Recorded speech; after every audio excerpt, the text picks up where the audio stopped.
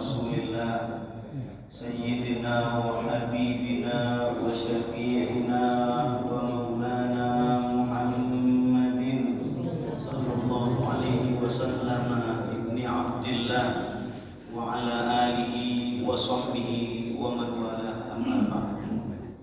Hadratul mukarramin, wabil khusus yang kami hormati Ketua Kabir Masjid Al-Jihad Bapak Ustaz Yudi beserta seluruh pengurus dan Dewan Penasehat, wabil khusus Aro Malam Hiro Bidang Perikanan yang mudah-mudahan pahalanya gede ya, mengurusi masyarakat, gajinya langsung Allah yang kasih.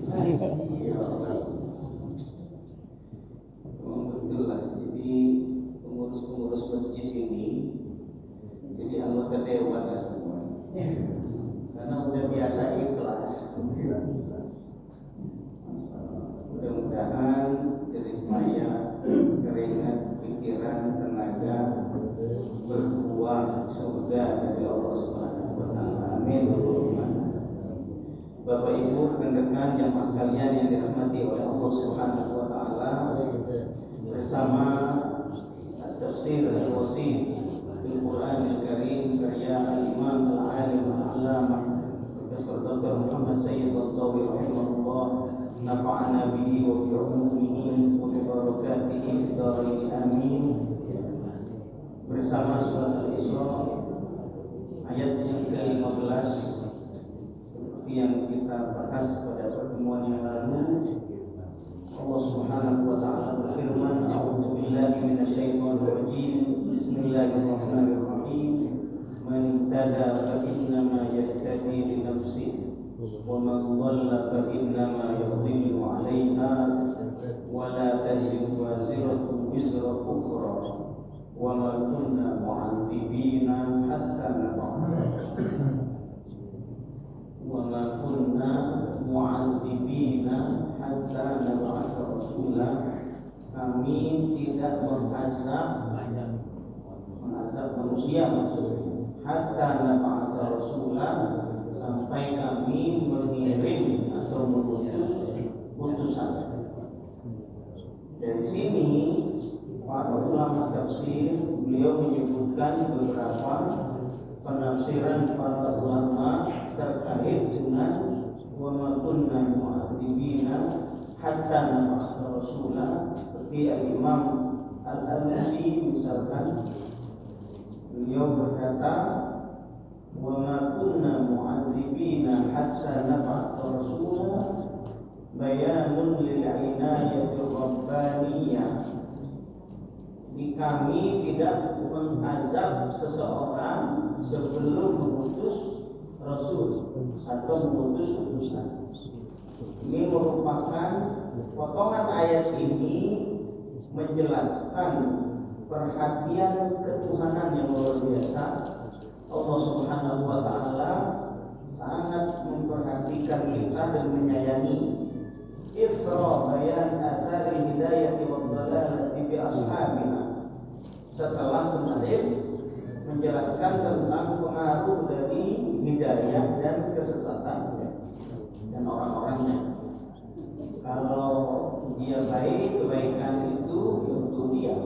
Kalau dia buruk, keburukan itu nimpa dia sendiri. Wa adam hirmanil muhtadi min samarati hidayatihi wa adam mu'akhadati nafsi bi jinayati ghairiha. Jadi orang yang berbuat baik, kebaikannya itu tidak akan mungkin lepas dari dia. Kebaikannya akan menyertai dia. Sekecil apapun kebaikan itu akan dihitung, akan dinilai. Itu juga sama kebalikannya. Keburukan orang lain tidak akan ditanggung atau ditimpakan kepada orang tersebut. Jadi masing-masing mempertanggungjawabkan amal perbuatannya. Maka Al-Imam Al-Alusi kemudian ketika menyebutkan ini, beliau menegaskan lagi nih, wa ma sahha, dan tidak sah. wa mastaqama minna, dan tidak lurus dari kami, bal istahala fi sunnatina al-mabniyah al-hikamil balighah, akan mustahil dalam kebiasaan-kebiasaan kami yang dibangun atas hikmah-hikmah yang agung, an nu'adziba ahadan bi naw'in ma min al-'adzabi dunyawiyan kana aw ukhrawiyan. Ini mustahil bagi kami, bagi Allah, untuk mengazab seseorang dengan azab jenis apapun, baik duniawi di dunia maupun ukhrawi di akhirat, ala fi'li syai'in aw tarki syai'in asliyan kana aw far'iyyan, atas perbuatan apapun atau meninggalkan perbuatan apapun, baik terkait dengan usul atau furu', baik terkait dengan keyakinan maupun dengan masalah-masalah cabang agama, yaitu fikih dalam bahasa sekarang. Hatta nab'atsa ilaihi rasulan, sampai kami mengutus rasul, yahdi ilal haq, yang menunjukkan pada kebenaran, wa yurdi'u 'anil dhalal, dan mencegah dari kesesatan, wa yuqimul hujaj, dan memaparkan argumentasi secara rasional, wa yumahhidu asy-syara'i', dan memberikan fondasi syariat. Ini ulama tafsir dulu yang bergenre atau bermazhab Hanafi, Al-Imam Al-Alusi, menegaskan bahwa siapapun orangnya, kalau belum diutus Rasul, maka tidak dikenakan azab. Nah, ini Imam Al-Alusi. Imam Ibnu Katsir juga menyampaikan yang sama, dan ulama-ulama tafsir yang lain. Ya, Imam Ibnu Katsir juga penafsirannya sama.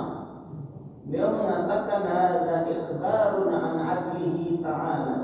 Ayat ini adalah kabar tentang keadilan Allah Subhanahu wa ta'ala, wa annahu la yu'adzibu ahadan illa ba'da qiyamil hujjati 'alaihi, dan Allah Subhanahu wa ta'ala tidak mengazab siapapun kecuali setelah ada argumentasi, setelah ada dakwah, setelah ada ajaran yang sampai kepada dia.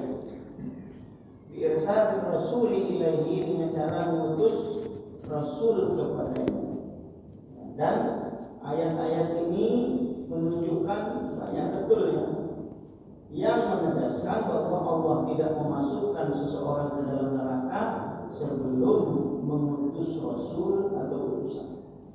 Dari dua imam dan ulama tafsir, Imam Al-Alusi dan Al-Imam Ibnu Katsir, ini menyatakan secara tegas, dan ini yang dianut dipilih, penafsiran ini dipilih oleh Al-Imam Muhammad Sayyid Tantawi dalam kitabnya Tafsir Al-Wasif ini. Dan beliau menyatakan apa yang ditafsirkan oleh Ibnu Katsir dan Al-Alusi inilah yang kami pegang, dan hati ini tenang pada pandangan ini, bahwa hikmah dan keadilan Allah tidak mengazab siapapun sebelum datang utusan. Walau demikian, ada sebagian yang berbeda. Ada yang berpandangan anna man mata 'alal kufri fa huwa finnar. Yang berpandangan lain, bahwa siapapun yang mati dalam keadaan kafir, dia di neraka, walaupun belum dikirim utusan. Dan mustadallu bi'adillatin dan majalah dzikriha, mengajukan juga, menyampaikan juga dalil-dalilnya. Jadi ada dua pandangan terkait dengan orang yang mati dalam keadaan kafir sebelum dikirim Rasul. Pandangan pertama, dan ini yang dianut oleh mayoritas ulama tafsir termasuk Al-Imam At-Tantawi rahimahullah, bahwa Allah tidak mengazab siapapun sebelum mengutus Rasul. Ada pandangan yang lain, kalau mati dalam keadaan kafir dia di neraka walaupun belum datang putusan. Nah, ini yang menjadi perhatian bersama nih terkait dengan putusan ini. Putusan ini yang dimaksud apakah mengerucut pada nabi dan rasul saja, atau pewaris-pewaris nabi juga masuk dalam kategori ini. Nah, setelah Nabi Muhammad ini kan tidak ada lagi nabi dan rasul.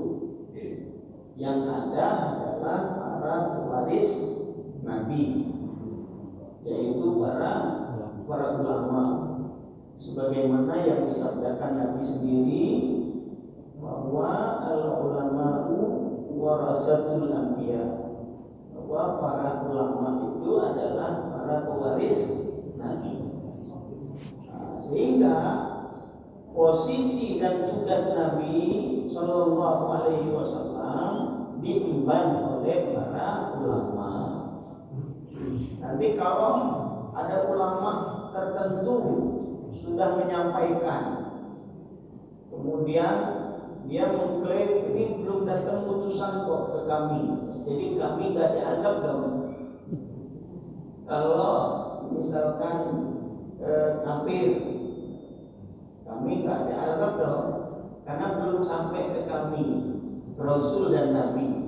Padahal ulama sudah banyak di Bandar Lampung. Di Bandar Lampung nggak ada yang mengklaim putusan belum datang. Ya, para ulama sudah menyampaikan.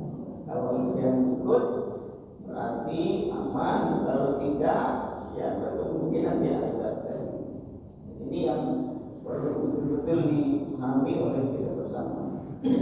Emangnya ada Pak Ustaz di zaman sekarang ini yang belum terjamah atau sampai dakwah ke dia?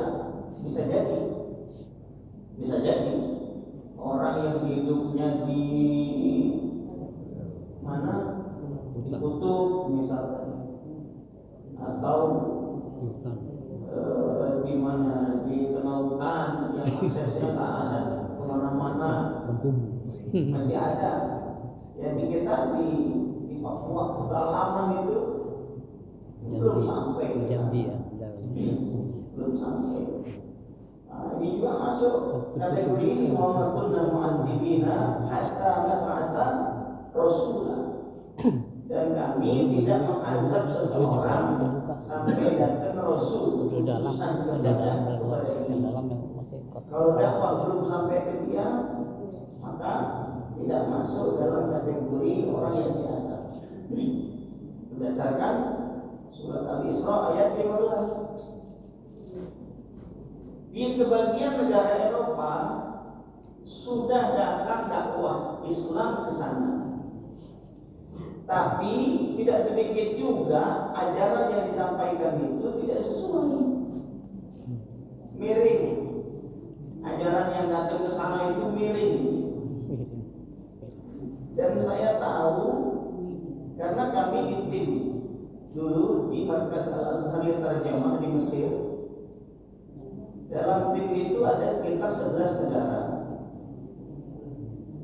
Utamanya banyak negara-negara Eropa, karena memang sasarannya kan ke sana untuk menyampaikan ajaran Islam yang moderat, yang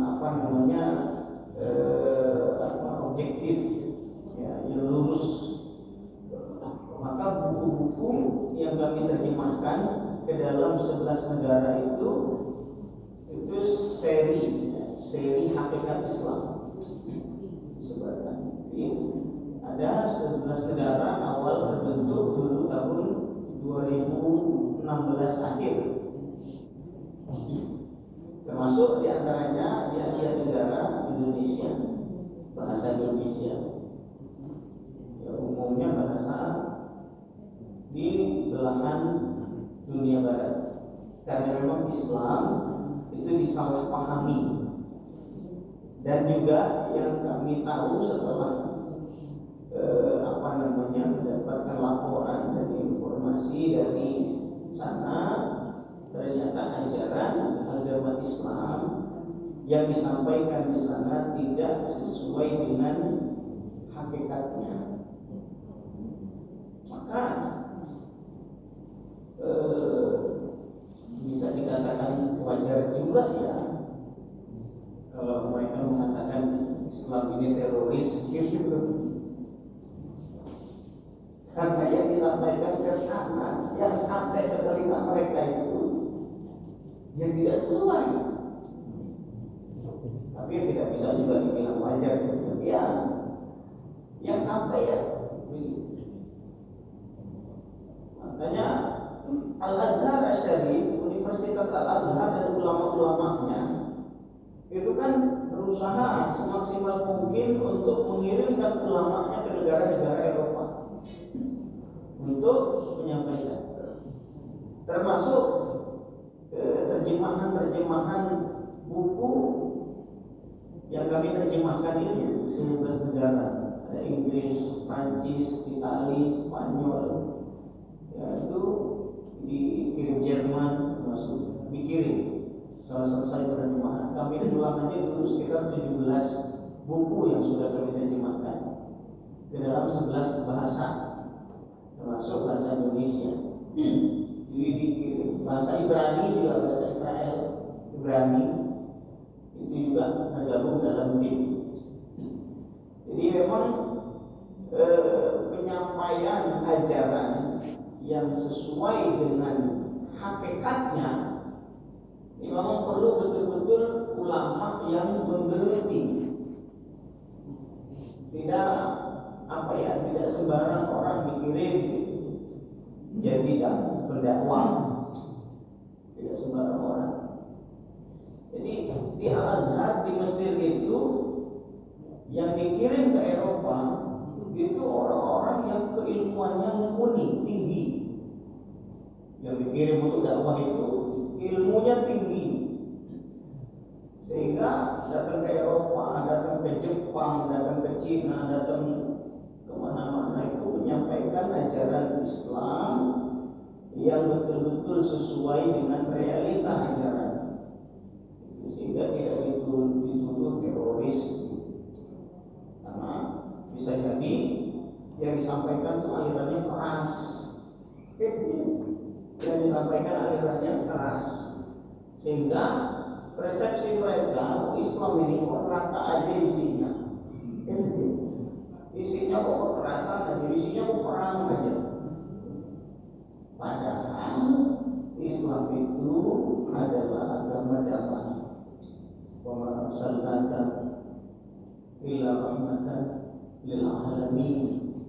Kami tidak mengutus engkau wahai Nabi Muhammad melainkan sebagai penebar kasih sayang di alam raya ini, bukan hanya kepada manusia baik muslim maupun non muslim, tapi kepada makhluk yang lain, binatang, benda mati juga. Jadi kami utus engkau sebagai penebar kasih sayang di muka bumi. Jadi ajaran Islam itu adalah ajaran kasih sayang. Tapi mungkin porsi lebih banyak yang disampaikan itu tentang perang aja. Ya, walaupun dalam kehidupan Nabi itu kan memang tidak lepas dari perang ya, sampai mau meninggal. Coba bayangkan. Jadi perjuangannya itu dari mulai lahir terus sampai diangkat Nabi. Setelah diangkat Nabi lebih kencang lagi kan perjuangannya itu sampai ke Madinah perang, ya kan? Ketika di Mekah itu nggak perang karena kekuatannya nggak ada, masih lemah, kaum muslimin sedikit di Mekah itu. Jadi yang ada itu adalah kesabaran yang luar biasa tinggi ya, diazab oleh kafir Quraisy dan sebagainya, tetap teguh itu keimanannya kepada Allah. Kemudian ketika hijrah kekuatan sudah ada perang. Jadi dari awal hijrah itu sudah mulai perang. Sampai menjelang meninggal dunia itu perang.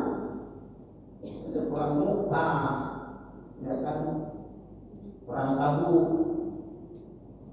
Ini sampai menjelang wafat Rasulullah SAW. Bahkan tahun 9 Hijriah aja perang masih.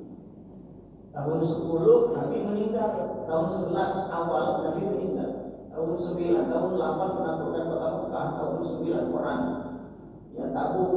Jadi sampai tahun Nabi meninggal dunia itu menjelang tahun meninggal dunia perang. Tapi perlu betul-betul difahami nih.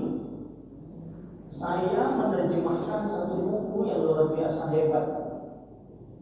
Judulnya Nadhariyatul Harbi fil Islam, karya Profesor Dr. Abu Zahra. Buku yang luar biasa hebat. Judulnya yang kami terjemahkan Teori Perang dalam Islam. Teori Perang dalam Islam. Di situ dikatakan teori karena sebelum perang, sedang perang, setelah perang, isinya semuanya damai. Ya Allah ya Allah. Sebelum perang, saat perang, setelah perang, isinya adalah kasih sayang. Waktu perang berkecamuk itu Pak Ustaz, yang ngeri-ngerinya itu pedang sama pedang, kuda beradu kuda, masa ada kasih sayang? Iya. Jadi ketika menerjemahkan itu sambil itu ilmu banyak betul dalam buku yang kecil itu.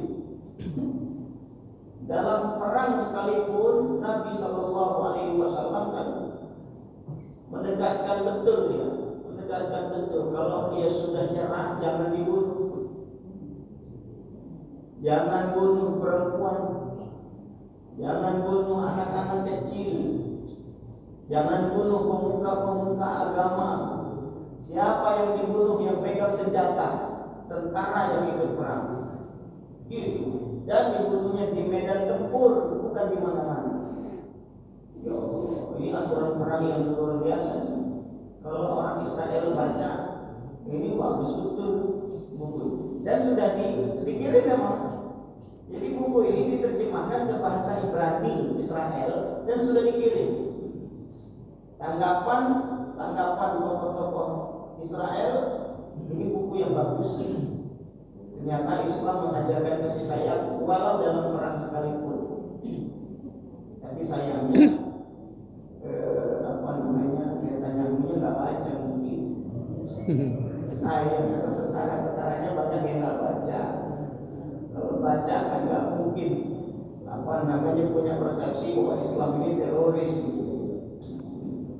Dalam perang sekalipun termasuk bukan hanya yang bernyawa ya, termasuk tempat-tempat ibadah jangan dihancurkan, pohon-pohon jangan ditebangi, jangan dirusak walaupun dalam kondisi perang. Ya Allah, ini kalau dibaca baguslah perang aja bagus. Kalau betul-betul dibaca ajaran Islam, ini bukan malah tempat ibadahnya hancur di bom, rumah sakitnya hancur di bom, dunia hancur berantakan, anak kecil banyak yang mati, sipil banyak yang mati, bukan tempat perang dibunuh. Dan ini kan keluar dari koridor ya dalam berperang. Jadi Islam dalam kondisi perang berlangsung pun kasih sayang itu tetap ditegakkan. Jadi bukan lantas semuanya serba dihalalkan, tidak. Ada aturan-aturan perang juga yang perlu dipahami. Orang yang meliput, termasuk yang meliput berita itu tidak boleh dibunuh, nggak boleh. Itu pelanggaran. Sejak dulu orang peliput itu tidak dibunuh. Sejak dulu, sejak era Nabi, era sahabat, sampai sekarang. Dan ini yang perlu sama-sama termasuk orang pun dia sudah nyerah. Nggak boleh dibunuh. Sebagaimana yang telah kita sampaikan di pertemuan yang lalu, ada orang kafir di medan tempur lari ke biru-biru, tapi sahabat ini ngejar terus, ngejar. Akhirnya orang kafir ini terjatuh dan mengucapkan asyhadu an la ilaha illallah wa asyhadu anna muhammadan rasulullah. Tapi sahabat ini nggak mau tahu. Allah, Anda ini aja ngeles saja, karena takut pedang saya, udah langsung ucap syahadat. Ini pura-pura langsung ditebas, mati. Kemudian ada yang melihat dan melaporkan ke Nabi bahwa sahabat itu menebas kepala orang kafir yang sudah mengucapkan asyhadu an la ilaha illallah wa asyhadu anna muhammadar rasulullah. Sahabat ini dipanggil, kenapa Anda membunuh orang yang sudah bersyahadat? Jawaban sahabat ini, dia pura-pura aja Nabi, karena takut pedang saya. Dia udah jatuh karena takut mau dipenggal, akhirnya mengucap syahadat. Itu kalau nggak ada pedang saya nggak mengucap juga, karena takut pedang aja mengucap. Dia pura-pura. Nabi SAW kemudian katakan, hal syaqaqta qalbah, apakah Anda sudah membelah dada dan hatinya melihat dia pura-pura apa enggak? Itu yang luar biasa betul dari Nabi kita SAW. Jadi orang yang sudah lari terbirit-birit jangan dibunuh, ya, udah kabur, jangan. Ini Nabi kita yang sayang pada kemanusiaan dan sayang pada kehidupan, ya, dan yang sangat luar biasa. Dalam kondisi perang pun kasih sayang tetap dijalankan, nilai-nilai kemanusiaan tetap dijalankan. Makanya Rasul Shallallahu Alaihi Wasallam ini, kalau pemikir-pemikir Barat itu membaca betul-betul biografi Rasulullah, itu pasti menaruh hormat kepada Rasul. Dan banyak lah ya, Rusia ada Tolstoy, itu pemikir Rusia, itu sangat menghormati Rasulullah. Ada Dermenham di Jerman, ya, ada Andre siapa gitu Prancis, itu mengatakan Nabi pembebas wanita, Nabi pembebas wanita, mengangkat derajat wanita setinggi-tingginya. Itu Nabi Muhammad, pemikir Prancis. Di saat yang sama, di zaman itu, di zaman Nabi, Romawi itu masih bertanya-tanya, ini perempuan ini barang apaan? Perempuan ini barang apaan? Jadi perempuan ini sebagai alat, bukan dia bukan dianggap manusia, hanya memuas nafsu dan sebagainya. Jadi ini barang apaan ini perempuan ini? Di saat yang sama Nabi hidup di belahan bumi yang lain, Romawi itu masih menganggap perempuan itu bukan manusia. Ya Allah, ya Allah. Tapi Nabi Muhammad SAW itu sudah jauh ke depan pemikirannya, meningkatkan derajat wanita setinggi-tingginya. Di saat yang sama Romawi itu menganggap perempuan ini bukan manusia, masih bertanya. Dan dokumen sejarahnya masih ada, dikumpulkan oleh Profesor Dr. Muhammad Farod dalam satu buku, dan sudah kami terjemahkan ke dalam bahasa Indonesia. Saya itu ketika menerjemahkan itu, Masya Allah, ini Nabi SAW dalam kacamata pemikir-pemikir Barat luar biasa. Termasuk tokoh India namanya Mahatma Gandhi. Mahatma Gandhi itu sangat menaruh hormat pada Nabi Muhammad SAW. Makanya dulu itu ketika ada Maulid Nabi di India, Mahatma Gandhi diundang acara Maulid Nabi, dan dia diminta untuk pidato atau menyampaikan perkataan ya, ketika mengadakan Maulid Nabi di India dulu. Dan Mahatma Gandhi itu kan pernah di penjara ya di Afrika. Dalam penjara itu ketemu orang Muslim yang akhlaknya bagus, murah senyum, tuturnya bagus, lembut. Sehingga Mahatma Gandhi ini bertanya-tanya, siapa yang mengajarkan kamu begini? Muhammad. Jadi kemudian Mahatma Gandhi itu membaca sosok Muhammad dan berkesimpulan, Muhammad pencari kebenaran, saya pencari kebenaran. Bagaimana saya tidak menaruh hormat pada sosok Muhammad sang pencari kebenaran, sebagaimana saya juga pencari kebenaran. Mahatma Gandhi sangat menghormati Rasulullah SAW walaupun tidak masuk Islam. Sayangnya tidak masuk Islam, tapi menghormati Rasulullah karena sosok yang kemanusiaan yang luar biasa. Jadi dari mana dapatnya itu? Dari orang yang tuturnya bagus, perbuatannya bagus, ketemu di penjara. Belajarnya dari Nabi Muhammad SAW. Nah, jadi orang-orang Muslim ini kan jadi cerminan umat Islam, cerminan Islam. Jadi kalau orangnya bagus, ya Islamnya jadi bagus. Kalau orangnya jelek, Islamnya juga jadi jelek. Jadi orang itu melihatnya ya dari orangnya. Nah, ini yang menjadi perhatian bersama. Jadi sebelum ada putusan tidak diazab. Pertanyaannya sekarang, Nabi Muhammad SAW itu punya bapak, punya ibu. Bapak dan ibunya masuk neraka atau tidak? Ada sebagian kelompok, bukan sebagian sih, satu kelompok yang mengatakan bahwa ibu dan bapaknya Nabi di neraka. Ya Allah, ini kan memang ada, betul, di dalam hadisnya sahih, ada di sahih Muslim bahwa Nabi Muhammad SAW minta izin kepada Allah untuk memohonkan ampunan bagi ibunya. Allah tidak mengizinkan.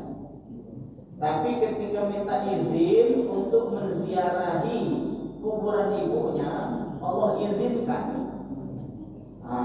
Akhirnya ini yang kelompok ini berpandangan, tuh lihat tuh hadis sahihnya udah jelas. Minta ampunan untuk ibunya tidak diizinkan, tapi ziarah kuburannya diizinkan. Berarti ibunya di neraka. Kesimpulannya itu. Ini kan kesimpulan yang meloncat saya kira ya. Yang tidak didasari dengan pemahaman yang baik, karena dia melihatnya ya hadis satu itu. Untuk bapaknya ada hadis yang lain, memang hadis yang berbunyi bapakku di mana, bahasanya di situ ab. Ketika ada orang Arab yang tanya ke Nabi, abi, bahasanya ab. Bapakku di mana? Abiku di mana? Itulah ya. Karena ab ini bukan hanya bapaknya. Abku di mana? Abiku di mana? Nabi menjawab, abi wa abu fitnah. Abi wa abu fitnah. Abiku dan abimu di neraka. Akhirnya kelompok ini menyimpulkan, tuh lihat tuh, Nabi aja bilang abiku dan abimu di neraka. Berarti kesimpulannya bapak dan ibunya Nabi ada di neraka. Ini kan saya kira berat ya untuk menyatakan bahwa Nabi, bapaknya dan ibunya di neraka tanpa bukti yang jelas, dalil-dalil yang jelas. Tapi ini kan jelas Ustaz, ini hadis sahih, ada di Sahih Muslim. Tapi di situ tidak mengatakan, ini kan perlu jeli. Saya bawa ini juga guru saya Profesor Dr. Ali Jumat Muhammad menyebutkan di sini ya, dalil-dalil terkait ini mesti dikumpulkan semua baru disimpulkan. Jangan sampai membaca satu atau dua hadis terus menyimpulkan, itu pasti salah. Perlu dikumpulkan dalil-dalil yang berkaitan dengan ini. Setelah dikumpulkan, dikaji satu-satu, kemudian baru disimpulkan. Tidak serampangan itu. Apalagi terkait dengan bapak dan ibu Rasulullah Sallallahu Alaihi Wasallam. Di antara dalil-dalil, kita kumpulkan nih dalil-dalil yang berkaitan dengan bapak dan ibunya Rasulullah Sallallahu Alaihi Wasallam. Secara umum ada ayat di surat At-Taubah ayat 61. Allah Subhanahu wa taala berfirman, "Walladzina yu'dzuna Rasulallahi lahum 'adzabun alim." Orang-orang yang menyakiti Rasulullah, mereka dapat azab yang pedih.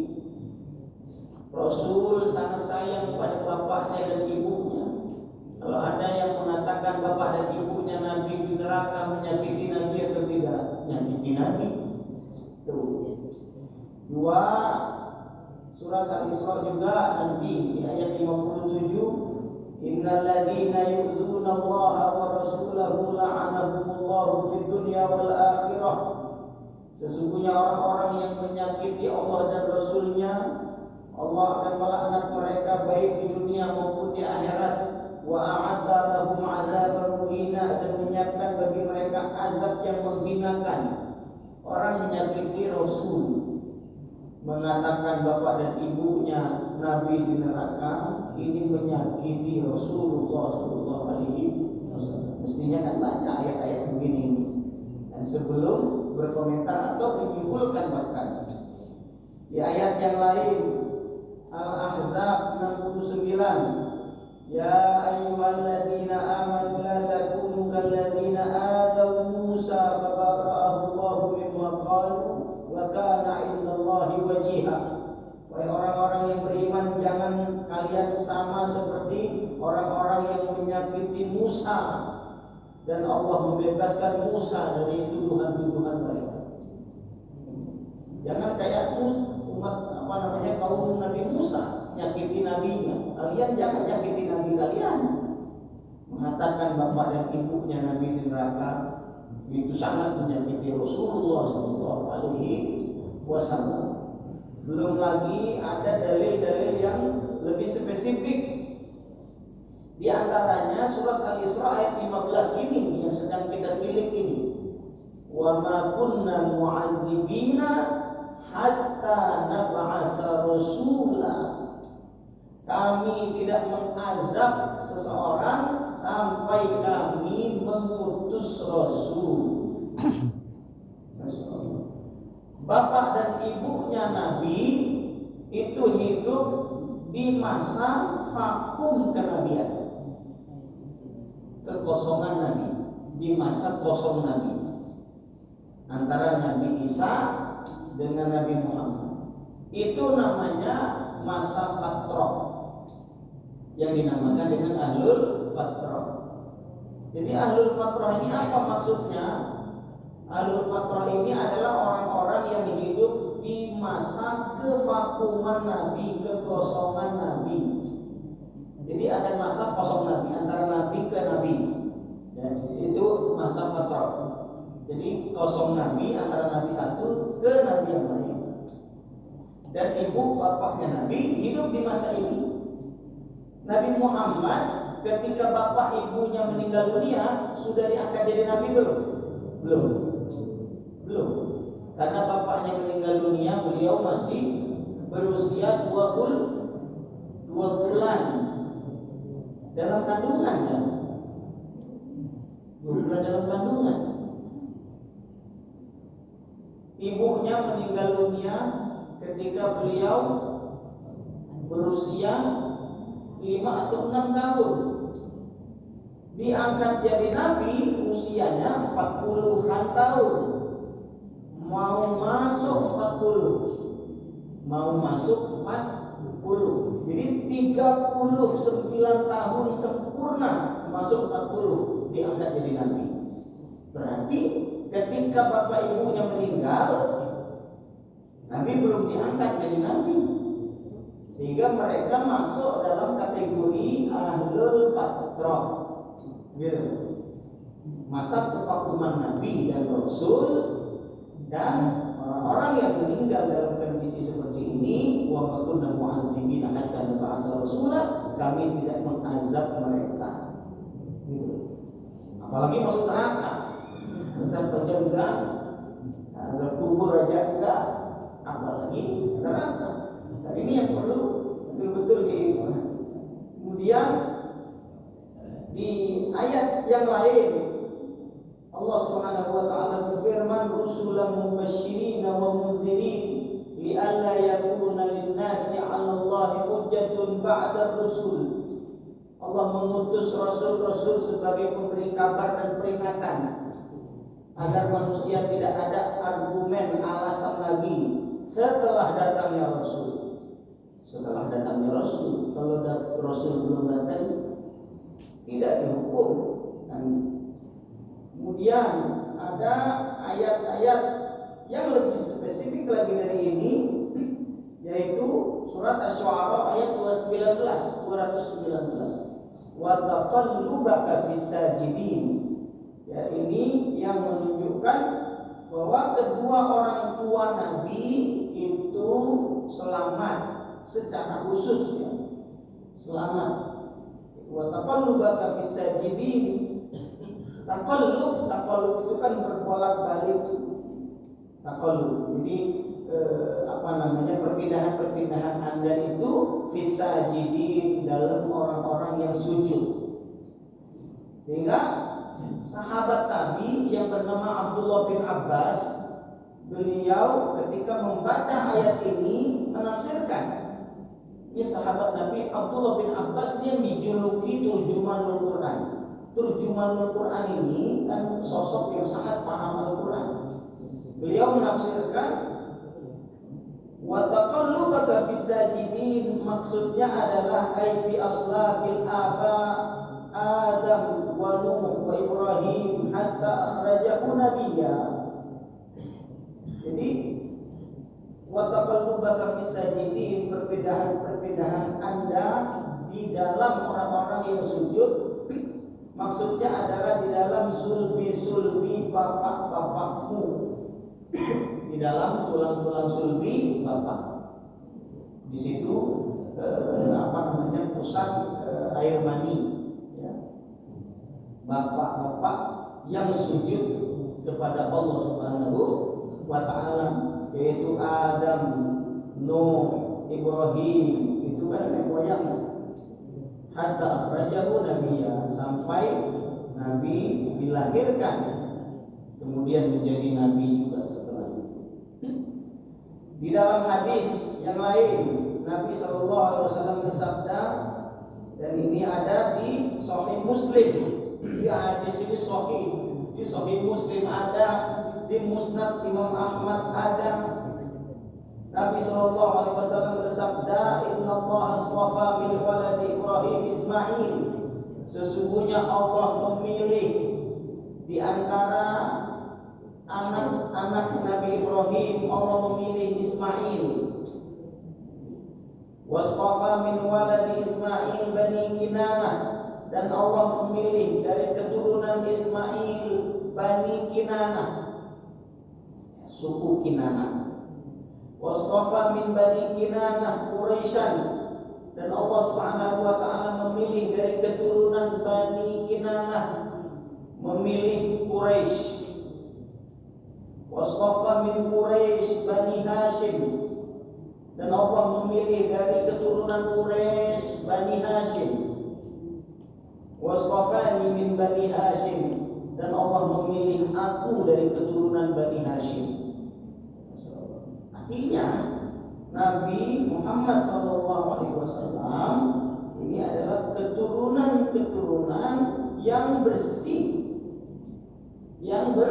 bersih, termasuk di dalamnya adalah bapak dan ibunya dari kalangan Bani Hashim. Ini kan luar biasa. Kemudian Nabi SAW juga pernah bersabda, ada di Musnad Imam Ahmad dan ada di Sunan At-Tirmidzi. Hadis ini ada di kitab Musnad Ahmad dan Sunan Tirmidzi. Nabi SAW bersabda, Inna Allah khalaqal khalqa faja'alani min khairihim. Sesungguhnya Allah menciptakan makhluk dan menjadikan aku yang terbaik dari makhluk-makhluknya. Min khairi qarnihim, yang terbaik masanya. Summa takhayyarul qabail, kemudian Allah pilih kabilah-kabilah dan menjadikan aku di kabilah terbaik. Summa takhayyarul buyut, lalu Allah memilih rumah-rumah. Faja'alani min khairi buyutihim, dan menjadikan aku masuk dalam rumah terbaik. Fa'ana khairuhum nafsan wa khairuhum baitan. Aku jiwa yang terbaik dan rumah terbaik. Masya Allah. Di dalam riwayat yang lain, Nabi SAW pernah bersabda, saya dilahirkan dari sulbi-sulbi yang suci dan rahim-rahim yang suci. Nabi sendiri yang artinya dari dalil-dalil ini kan sangat jelas bahwa bapak dan ibunya Nabi itu tidak terkena azab. Tapi Pak Ustaz, di hadis Sahih Muslim itu gimana? Orang Nabi minta izin untuk mohonkan ampunan untuk ibunya, nggak diizinkan. Tapi ketika ziarah, minta izin ziarah kubur malah diizinkan. Lu gimana tuh maksudnya tuh? Para ulama hadis yang ngerti betul hadis ini sudah menjelaskan. Bisa dilihat ya di situ bahwa Allah Subhanahu wa taala ini kan bahasanya ini Nabi meminta izin, istadzantu rabbi an astaghfira li ummi. Aku meminta izin kepada Tuhanku untuk memohonkan ampunan bagi ibuku. Falam ya'tan li, Allah tidak mengizinkanku. Ini minta izin apa? Minta izin untuk memohonkan ampunan untuk ibu. Allah izinkan enggak? Tidak, Allah izinkan untuk memohonkan ampunan. Ini kan bukan artinya Allah mengazab atau Allah memasukkan ke dalam neraka. Di hadis ini yang menjadikan mereka dalil tidak ada. Tidak ada satu kata pun Allah memasukkan ibunya ke neraka. Yang ada, Allah tidak mengizinkan Nabi Muhammad untuk memohonkan ampunan bagi ibunya. Itu kan yang ada kan itu dalam hadis itu. Bukan Allah memasukkan ibunya ke neraka atau Allah mengazab ibunya. Hadisnya nggak berbunyi begitu. Maka kesimpulannya ini kan sangat serampangan gitu, asal-asalan. Padahal hadisnya berbicara berbeda. Yang mereka pakai itu bukan itu maksudnya. Allah tidak mengizinkan Nabi Muhammad untuk memohonkan ampunan. Ini kan ada dua kemungkinan ya. Ada dua kemungkinan. Allah tidak mengizinkan Nabi Muhammad untuk memohonkan ampunan untuk ibunya. Ada dua kemungkinan. Ibunya diampuni atau ibunya tidak diampuni. Kan ada dua kemungkinan. Dari dua kemungkinan ini, mana yang lebih kuat? Diampuni atau tidak? Diampuni. Karena dalil-dalil yang tadi dibaca tadi banyak itu yang lebih menguatkan bahwa ibunya diampuni. Loh, kenapa Allah tidak mengizinkan Nabi Muhammad untuk memohonkan ampunan bagi ibunya? Karena ibunya sudah diampuni. Untuk apa lagi meminta ampunan? Memohonkan ampunan untuk ibunya, loh, ibunya sudah diampuni. Ini kan, maka dalil-dalil ini perlu dibaca seluruhnya yang terkait dengan masalah ini. ini sehingga kesimpulannya itu bisa benar. Dan pada kesimpulan terakhir bahwa ibunya selamat dari azab, apalagi dari api neraka. Bapaknya juga demikian. Kata Abi itu tidak berarti bapak. Karena Abi ini maknanya ada beberapa. Paman itu juga masuk dalam kategori Abi. Seperti misal di surat yang berapa ini? Di surat Al-An'am ayat 74 terakhir. Ya, wa idz qala Ibrahim li abihi Azar. Dan ingatlah ketika Nabi Ibrahim berkata kepada abinya Azar, "Atattakhidhu asnaman alihah?" Apakah Anda membuat patung-patung sebagai Tuhan? Azar ini bapaknya atau pamannya? Pamannya. Pamannya. Azar ini pamannya. Tapi di dalam Al-Quran dibahasakan dengan Abi. Jadi Abi ini punya makna paman. Abi yang disabdakan Nabi pun mengandung makna paman.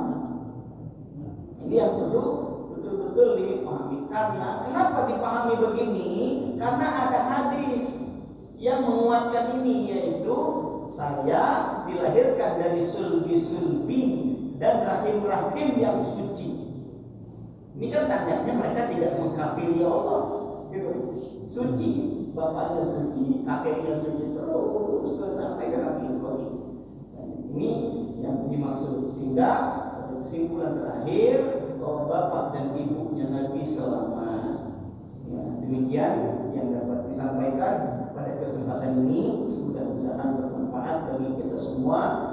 Kalau ada hal-hal yang perlu didiskusikan atau ditanyakan terkait ini atau yang lainnya, disilakan. Allahu a'lam. Pertanyaan cukup? Adik cukup?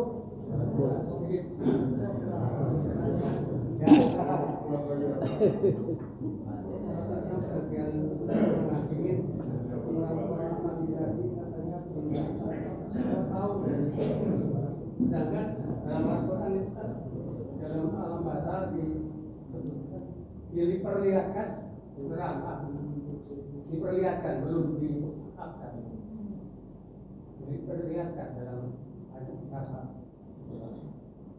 diperlihatkan dalam alam bahasa tadi dilihatkan neraka atau api neraka diperlihatkan. Pertanyaannya Pak D. Pertanyaannya Pak. Kenapa bisa menghakimi sebagian umat Islam kan? Sebagian umat Islam menghakimi kalau masuk neraka kan? Kalau saya nggak salah paham. Sebagian orang menghakimi bapak ibunya Nabi di neraka, padahal dia belum pernah masuk. Mati aja belum, di alam barzah aja belum, sudah bisa menghakiminya tadi. Pemahaman keagamaan, lagi-lagi pemahaman keagamaan. Pemahaman keagamaan ini kan mesti betul-betul diperhatikan ya, apalagi media sosial kita ini. Media sosial itu kan tidak membedakan mana ulama, mana kiai, mana orang yang nggak pernah belajar. Semuanya bicara agama. Media sosial itu semuanya bicara agama. Ada yang belajar, ada yang enggak, pokoknya ngomong agama semuanya. Ya kan? Dan banyak yang menyesatkan. Banyak yang menyesatkan. Paling tidak ketika menyebutkan perbedaan pandangan para ulama, membiarkan begitu saja. Jadi yang nonton YouTube itu pening kepala ini ulama mana yang betul, ini semuanya betul. Ya.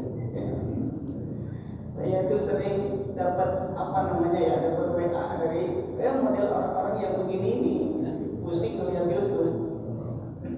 Sehingga Kiai A bilang gini, Kiai B bilang begitu, Ustaz A bilang begini, Ustaz yang kelima bilang lagi yang lain. Ya Allah, saya katakan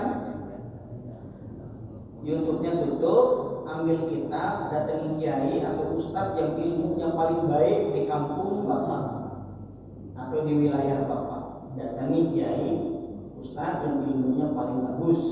Siapa kira-kira? Datangi dia ngaji.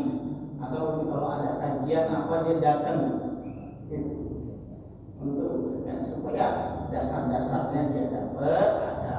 Ketika sudah kuat, silakan untuk meluaskan wawasan, silakan dari YouTube, dari media sosial. Kalau udah punya dasar itu kan berarti dia punya apa namanya ya, sesuatu lah yang bisa dia jadikan untuk membanding.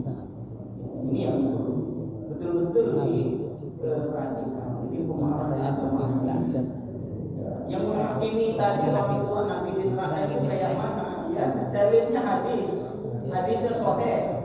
Tapi ya hadis itulah yang dia jadikan dalil, satu itulah yang dia jadikan dalil. Itu pun memahaminya tidak tepat. Karena dalam hadis yang dia pakai tidak menyebutkan Allah memasukkan ibunya ke neraka. Enggak. Tapi hadis itu isinya Allah tidak mengizinkan Nabi Muhammad untuk memohonkan ampunan bagi ibunya. Kan gitu. Kesimpulannya dari mana ibunya di neraka? Ini kan serampangan saya kira. Bukan saya kira ya, saya meyakini ini asal-asalan dalam menyimpulkan. Di alam barzakh itu kan diperlihatkan neraka ya Pak Ustaz, betul. Di dalam Al-Quran disebutkan juga ya bukratan wa wasila, pagi dan sore. Artinya ya setiap saat kan diperlihatkan tempat kembalinya. Di dalam hadis-hadis juga, hadis sahih juga disebutkan diperlihatkan tempat kembalinya. Kalau orang yang baik di setiap hari itu diperlihatkan tempat kembalinya, yaitu surga. Jadi suasana di alam kubur itu yang kelihatannya sempit menurut kita cuma 1 meter, gitu ya, itu ternyata lapang. Apalagi diperlihatkan surga itu kan indah betul, jadi seneng gitu, rasanya itu seneng, jadi nggak sesat. Orang yang buruk setiap hari di alam kubur diperlihatkan tempat kembalinya yaitu neraka, jadi sesat. Itu belum masuk itu Pak, baru melihat aja, baru melihat. Kalau bahasa kita pakai layar tancap lah ya, diperlihatkan di layar ini tempat kembalinya di neraka. Itu udah sesek betul, sakit terus. Dia apa? Enggak tenang. Ketika dia buruk, ya betul di alam barzakh diperlihatkan tempat kembalinya. Yang baik surga, yang buruk diperlihatkan tempat kembalinya yaitu neraka. Dan kita tidak bisa menghakimi seseorang masuk surga atau neraka kecuali Allah Subhanahu wa ta'ala. Di dalam Al-Quran ada beberapa yang disebutnya tabbat yada abi lahabin wa tab, celaka Abu Lahab dan lain-lain yang disebutkan di dalam Al-Quran. Selainnya kita manusia tidak bisa menghakimi siapapun. Ada misal tetangga mabok-mabokan, tetangga jelek betul segala macam, dia neraka nih, belum tentu. Bisa jadi sebelum meninggal dia taubat tengah malam sedih nangis kepada Allah, taubatan nasuha. Ini kan menghapuskan dosa. Bisa jadi. Sehingga siapapun yang meninggal dunia, kita selaku manusia yang masih hidup berhusnuzon. Kalau dia saudara-saudara kita seiman, mudah-mudahan husnul khatimah. Adapun nanti hukuman, azab dan kenikmatan kembali kepada Allah Subhanahu wa ta'ala. Yang dituntut dari kita adalah berhusnuzon. Maka ketika melayat, kalau ada yang mati, meninggal, kita melayat, Nabi SAW sudah peringatkan, jangan ngomongin yang buruk-buruk dari si mayit. Termasuk yang mandikan. Kalau yang mandikan itu melihat mukanya kok bengis gitu ya, jangan ceritakan ke orang. Kalau baik, senyum, ceritakan. Tapi kalau buruk, itu etika dalam memandikan, etika ketika dia melayat. Khawatirnya apa? Ada persepsi dari sebagian orang, nanti orang ini neraka, suku khotimah dan sebagainya, malah buat dosa yang ngomong, gitu. Dan kita yang ada hanya husnuzon. Mudah-mudahan husnul khotimah. Demikian mungkin yang dapat disampaikan. Mudah-mudahan bermanfaat bagi kita semua.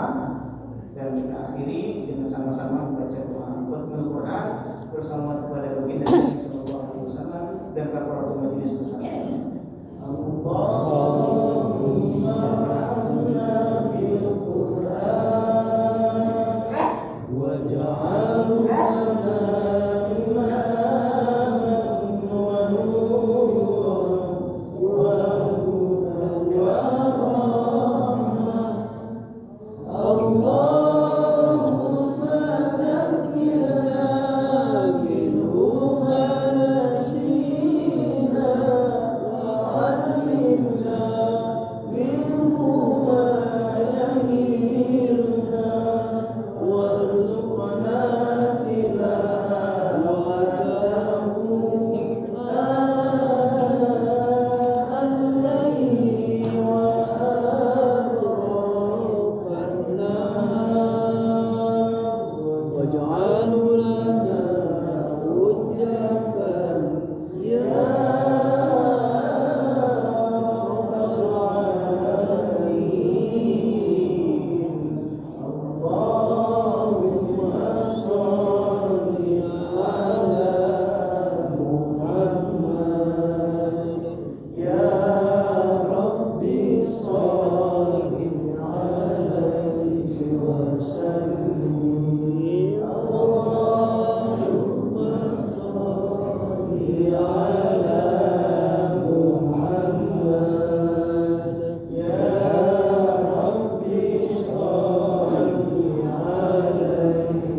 wa sallim. Allahumma shalli ala Muhammad ya Rabbi shalli alaihi wa sallim. Subhanallah wa bihamdika asyhadu an la ilaha illa anta astaghfiruka wa atubu ilaik. Billahi taufiq wal hidayah wal ridha wal inayah. Wassalamu alaikum warahmatullahi wabarakatuh.